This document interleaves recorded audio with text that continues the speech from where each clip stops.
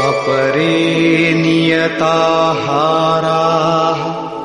प्राणान् प्राणेषु जुह्वति सर्वेप्येते यज्ञविदो यज्ञक्षपितकल्मषाः। दूसरे नियमित आहार करने वाले प्राण को प्राणों में ही हवन करते हैं। पूज्य महाराज जी कहा करते थे कि योगी का आहार दृढ़, आसन दृढ़ और निद्रा दृढ़ होनी चाहिए। आहार विहार पर नियंत्रण बहुत आवश्यक है। ऐसे अनेक योगी प्राण को प्राण में ही हवन कर देते हैं, अर्थात श्वास लेने पर ही ध्यान केंद्रित रखते हैं, प्रश्वास पर ध्यान नहीं देते। सांस आई तो सुना ओम, पुनः सांस आई तो ओम सुनते रहे। इस प्रकार यज्ञों द्वारा नष्ट पाप वाले ये सभी पुरुष यज्ञ के जानकार हैं। इन निर्दिष्ट विधियों में से यदि कहीं से भी करते हैं तो वे सभी यज्ञ के ज्ञाता हैं। अब यज्ञ का परिणाम बताते हैं।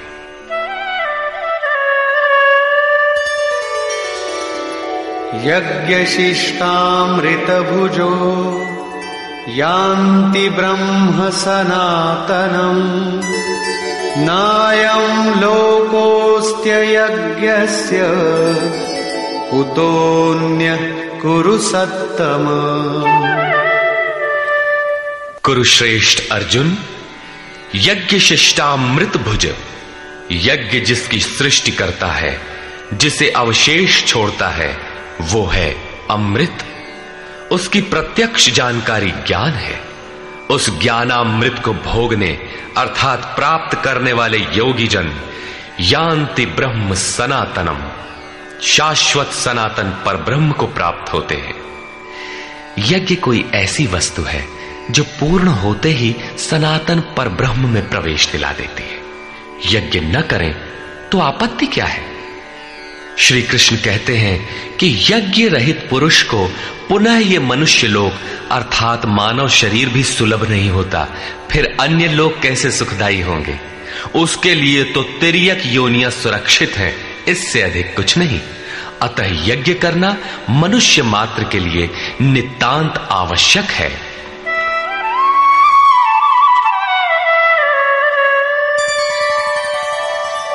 एवं बहुविधा यज्ञा वितता ब्रह्मणो मुखे कर्मजान् विद्धितान् सर्वान् एवं ज्ञात्वा विमोक्ष्यसे। इस प्रकार उपर्युक्त बहुत प्रकार के यज्ञ वेद की वाणी में कहे गए हैं, ब्रह्म के मुख से विस्तारित है। प्राप्ति के पश्चात महापुरुषों के शरीर को परब्रह्म धारण कर लेता है। ब्रह्म से अभिन्न अवस्था वाले उन महात्माओं की बुद्धि मात्र यंत्र होती है, उनके द्वारा वो ब्रह्म ही बोलता है। उसकी वाणी में इन यज्ञों का विस्तार किया गया है। इन सब यज्ञों को तू कर्म जान विद्धि, कर्म से उत्पन्न हुआ जान। यही पहले भी कहे आए हैं, यज्ञ कर्म समुद्भवः। उन्हें इस प्रकार क्रियात्मक चलकर जान लेने पर, जैसा अभी बताया था, यज्ञ करके जिनका पाप नष्ट हो चुका हो वही यज्ञ के यथार्थ ज्ञाता है।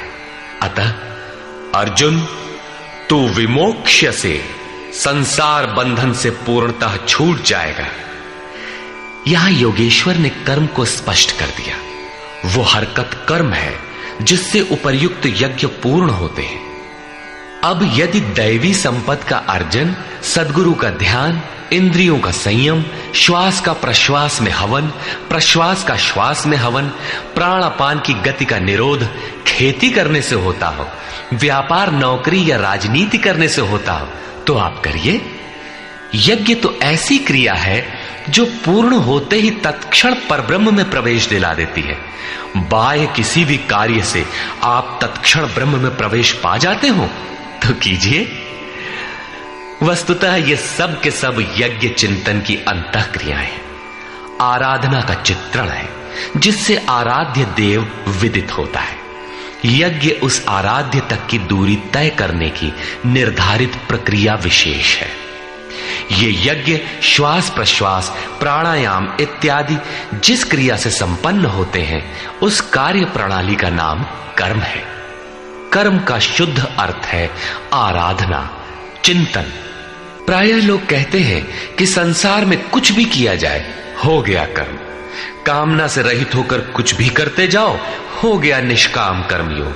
कोई कहता है कि अधिक लाभ के लिए विदेशी वस्त्र बेचते हैं तो आप सकामी हैं, देश सेवा के लिए स्वदेशी बेचें तो हो गया निष्काम कर्मयोग। निष्ठापूर्वक नौकरी करें, हानि लाभ की चिंता से मुक्त होकर व्यापार करें, हो गया निष्काम कर्मयोग। जय पराजय की भावना से मुक्त होकर युद्ध करें, चुनाव लड़ें, हो गए निष्कर्मी। मरोगे तो मुक्ति हो जाएगी। वस्तुतः ऐसा कुछ भी नहीं है। योगेश्वर श्री कृष्ण ने स्पष्ट शब्दों में बताया कि इस निष्काम कर्म में निर्धारित क्रिया एक ही है, व्यवसायात्मिका बुद्धि रेकेह कुरुनंदन। अर्जुन, तू निर्धारित कर्म को कर, यज्ञ की प्रक्रिया ही कर्म है। यज्ञ क्या है? श्वास प्रश्वास का हवन, इंद्रियों का संयम, यज्ञ स्वरूप महापुरुष का ध्यान, प्राणायाम, प्राणों का निरोध। ये यज्ञ जिससे होने लगे उस क्रिया का नाम कर्म है। संपूर्ण गीता में एक भी श्लोक ऐसा नहीं है जो सांसारिक कार्य व्यापारों का समर्थन करता हो। प्रायः यज्ञ का नाम आने पर लोग बाहर एक यज्ञ वेदी बनाकर तिल जौ लेकर स्वाहा बोलते हुए हवन प्रारंभ कर देते हैं। ये धोखा है। द्रव्य यज्ञ दूसरा है जिसे श्री कृष्ण ने कई बार कहा, किंतु पशु बलि, वस्तुदाह इत्यादि से इसका कोई संबंध नहीं है। श्रेयान् द्रव्यमयाद् यज्ञात् ज्ञान यज्ञ परन्तप सर्वं कर्माखिलं पार्थ ज्ञाने परिसमाप्यते। अर्जुन, सांसारिक द्रव्यों से सिद्ध होने वाले यज्ञ की अपेक्षा ज्ञान यज्ञ, जिसका परिणाम ज्ञान अर्थात साक्षात्कार है, यज्ञ जिसकी सृष्टि करता है, उस अमृत तत्व की जानकारी का नाम ज्ञान है। ऐसा यज्ञ श्रेयस्कर है, परम कल्याणकारी है। हे पार्थ, संपूर्ण कर्म ज्ञान में शेष हो जाते हैं, परिसमाप्यते, भली प्रकार समाहित हो जाते हैं। ज्ञान यज्ञ की पराकाष्ठा है। उसके पश्चात कर्म किए जाने से न कोई लाभ है और न छोड़ देने से उस महापुरुष की कोई क्षति ही होती है। इस प्रकार भौतिक द्रव्यों से होने वाले यज्ञ भी यज्ञ है, किंतु उस यज्ञ की तुलना में जिसका परिणाम साक्षात्कार है, उस ज्ञान यज्ञ की अपेक्षा अत्यंत अल्प है। आप करोड़ का हवन करें, सैकड़ों यज्ञ वेदी बना लें, सतपथ पर द्रव्य लगावें, साधु संत महापुरुषों की सेवा में द्रव्य लगावें, किंतु इस ज्ञान यज्ञ की अपेक्षा अल्प है। वस्तुतः यज्ञ श्वास प्रश्वास का है, इंद्रियों के संयम का है, मन के निरोध का है, जैसा श्री कृष्ण अभी बता आए। इस यज्ञ को प्राप्त कहां किया जाए, उसकी विधि कहां से सीखे?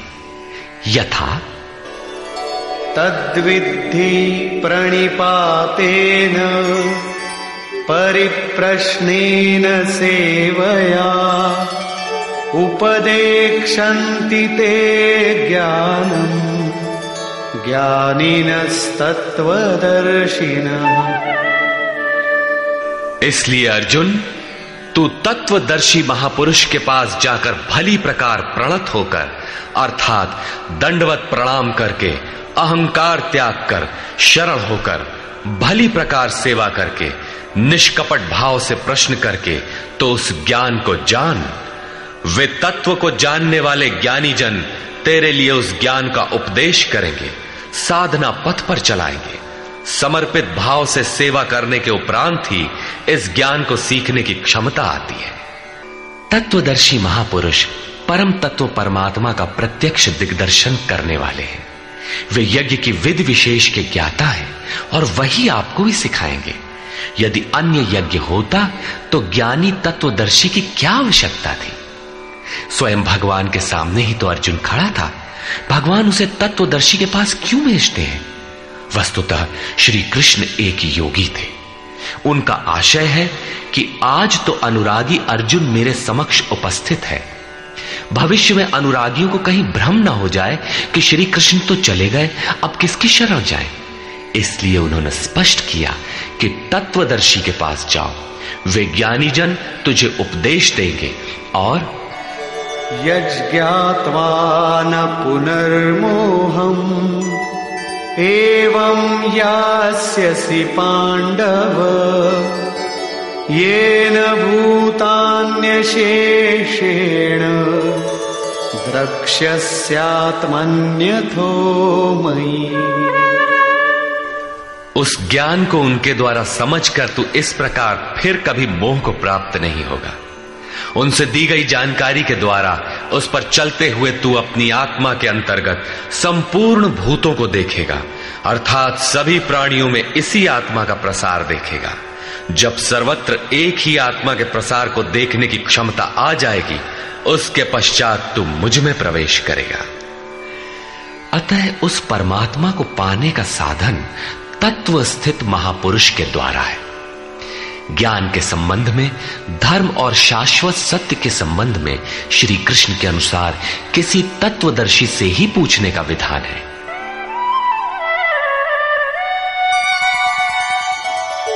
अपि चेदसि पापेभ्यः सर्वेभ्यः पापकृत्तमः सर्वं ज्ञानप्लवेनैव वृजिनं संतरिष्यसि। यदि तू सब पापियों से भी अधिक पाप करने वाला है, तब भी ज्ञान रूपी नौका द्वारा सभी पापों से निसंदेह भली प्रकार तर जाएगा। इसका आशय आप ये न लगा ले कि अधिक से अधिक पाप करके कभी भी तर जाएंगे। श्री कृष्ण का आशय मात्र यही है कि कहीं आप भ्रम में न रहे कि हम तो बड़े पापी हैं, हमसे पार नहीं लगेगा। ऐसी कोई गुंजाइश न निकाल ले। इसलिए श्री कृष्ण प्रोत्साहन और आश्वासन देते हैं कि सब पापियों के पापों के समूह से भी अधिक पाप करने वाला हो, फिर भी तत्वदर्शियों से प्राप्त ज्ञान रूपी नौका द्वारा तू निसंदेह संपूर्ण पापों को अच्छी प्रकार पार कर जाएगा। किस प्रकार? यथैधांसि समिद्धोऽग्निः भस्मसात् कुरुतेऽर्जुन ज्ञानाग्निः सर्वकर्माणि भस्मसात् कुरुते तथा। अर्जुन, जिस प्रकार प्रज्वलित अग्नि ईंधन को भस्म कर देता है, ठीक उसी प्रकार ज्ञान रूपी अग्नि संपूर्ण कर्मों को भस्म कर देता है। यह ज्ञान की प्रवेशिका नहीं है जहां से यज्ञ में प्रवेश मिलता है, वरन यह ज्ञान अर्थात साक्षात्कार की पराकाष्ठा का चित्रण है, जिसमें पहले विजातीय कर्म भस्म होते हैं और फिर प्राप्ति के साथ चिंतन कर्म भी उसी में विलय हो जाते हैं। जिसे पाना था पा लिया, अब आगे चिंतन कर किसे ढूंढे? ऐसा साक्षात्कार वाला ज्ञानी संपूर्ण शुभाशुभ कर्मों का अंत कर लेगा। वो साक्षात्कार होगा कहां? बाहर होगा अथवा भीतर? इस पर कहते हैं,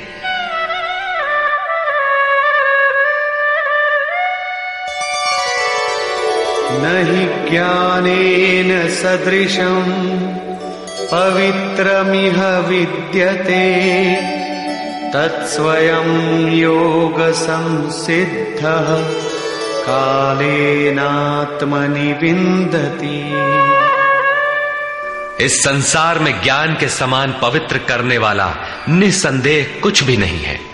उस ज्ञान अर्थात साक्षात्कार को तू स्वयं, दूसरा नहीं, योग की परिपक्व अवस्था में, आरंभ में नहीं, अपनी आत्मा के अंतर्गत हृदय देश में ही अनुभव करेगा, बाहर नहीं। इस ज्ञान के लिए कौन सी योग्यताएं अपेक्षित हैं? योगेश्वर के ही शब्दों में, श्रद्धावान लभते ज्ञानम् तत्परः संयतेन्द्रियः ज्ञानं लब्ध्वा परां शान्तिं अचिरेणाधिगच्छति। श्रद्धावान तत्पर तथा संयतेंद्रिय पुरुष ही ज्ञान प्राप्त कर पाता है। भावपूर्वक जिज्ञासा नहीं है तो तत्वदर्शी की शरण जाने पर भी ज्ञान नहीं प्राप्त होता। केवल श्रद्धा ही पर्याप्त नहीं है, श्रद्धावान शिथिल प्रयत्न भी हो सकता है। अतः महापुरुष द्वारा निर्दिष्ट पथ पर तत्परता से अग्रसर होने की लगन आवश्यक है। इसके साथ ही संपूर्ण इंद्रियों का संयम अनिवार्य है।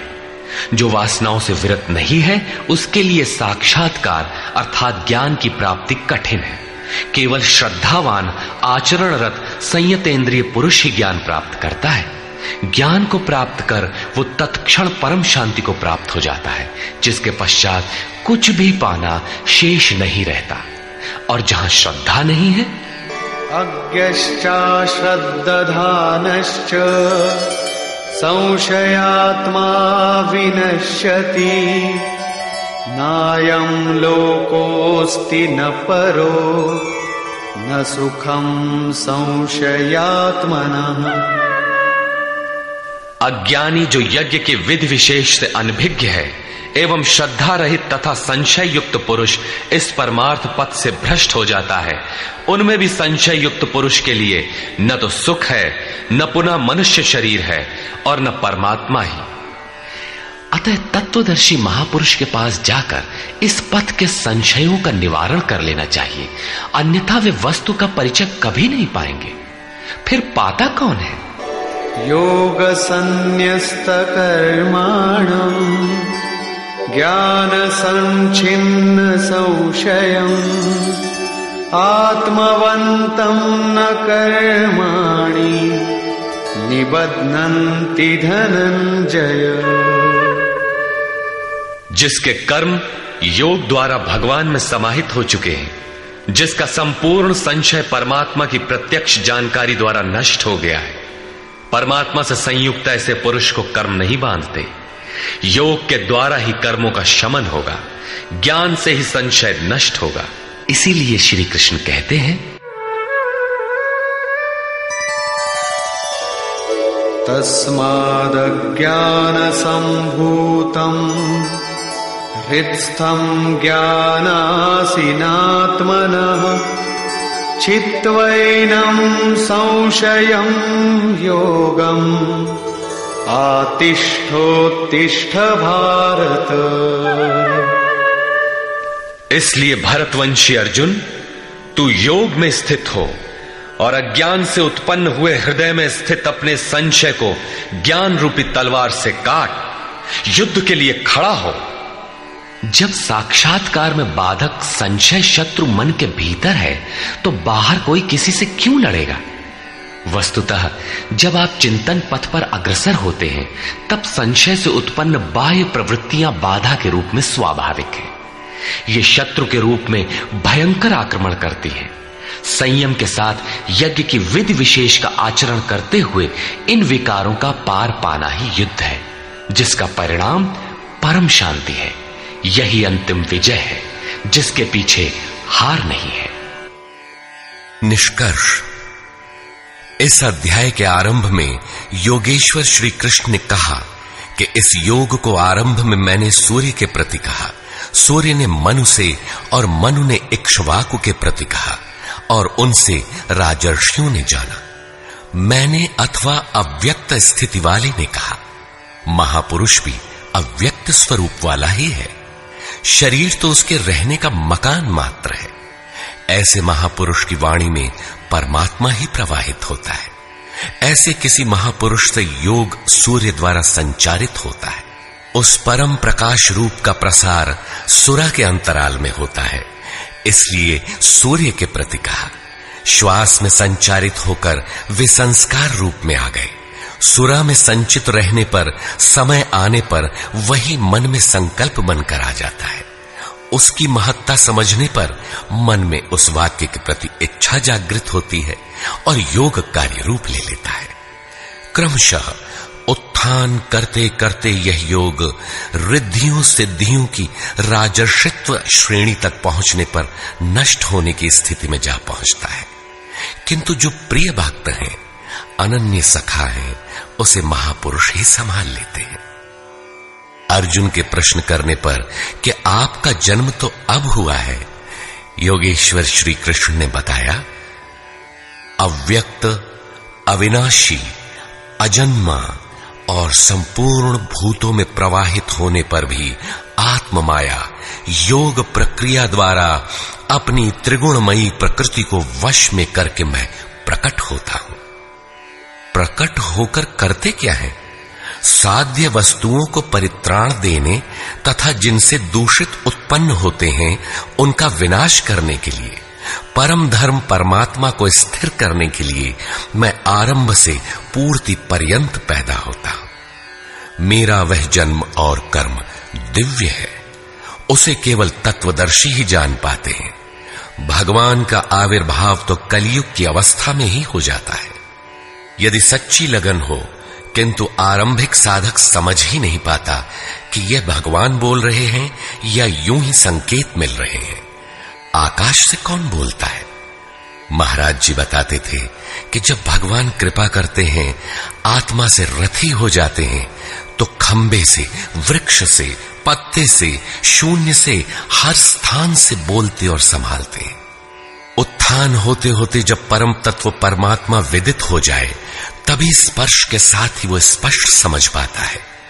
इसलिए अर्जुन, मेरे उस स्वरूप को तत्वदर्शियों ने देखा और मुझे जानकर वे तत्क्षण मुझ में ही प्रविष्ट हो जाते हैं, जहां से पुनः आवागमन में नहीं आते। इस प्रकार उन्होंने भगवान के आविर्भाव की विधि को बताया कि वह किसी अनुरागी के हृदय में होता है, बाहर कदापि नहीं। श्री कृष्ण ने बताया, मुझे कर्म नहीं बांधते और इस स्तर से जो जानता है उसे भी कर्म नहीं बांधते।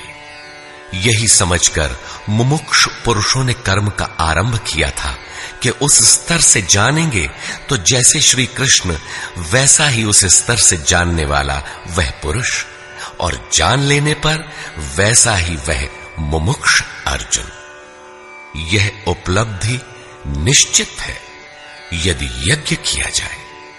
यज्ञ का स्वरूप बताया, यज्ञ का परिणाम परम तत्व परम शांति बताया। इस ज्ञान को पाया कहां जाए? इस पर किसी तत्वदर्शी के पास जाने और उन्हें विधियों से पेश आने को कहा, जिससे वे महापुरुष अनुकूल हो जाए। योगेश्वर ने स्पष्ट किया कि वह ज्ञान तू स्वयं आचरण करके पाएगा, दूसरे के आचरण से तुझे नहीं मिलेगा। वह भी योग की सिद्धि के काल में प्राप्त होगा, प्रारंभ में नहीं। वह ज्ञान अर्थात साक्षात्कार हृदय देश में होगा, बाहर नहीं। श्रद्धालु, तत्पर, संयतेंद्रिय एवं संशय रहित पुरुष ही इसे प्राप्त करता है। अतः हृदय में स्थित अपने संशय को वैराग्य की तलवार से काट। यह हृदय देश की लड़ाई है। बाह्य युद्ध से गीतोक्त युद्ध का कोई प्रयोजन नहीं है। इस अध्याय में योगेश्वर श्री कृष्ण ने मुख्य रूप से यज्ञ का स्वरूप स्पष्ट किया और बताया कि यज्ञ जिससे पूरा होता है उसे करने अर्थात कार्य प्रणाली का नाम कर्म है। कर्म को भली प्रकार इसी अध्याय में स्पष्ट किया। अतः ओम तत्सदिति श्रीमद् भगवद गीता सूपनिषत्सु ब्रह्म विद्यायाम योग शास्त्रे श्री कृष्णा अर्जुन संवादे यज्ञ कर्म स्पष्टीकरण नाम चतुर्थो अध्यायः।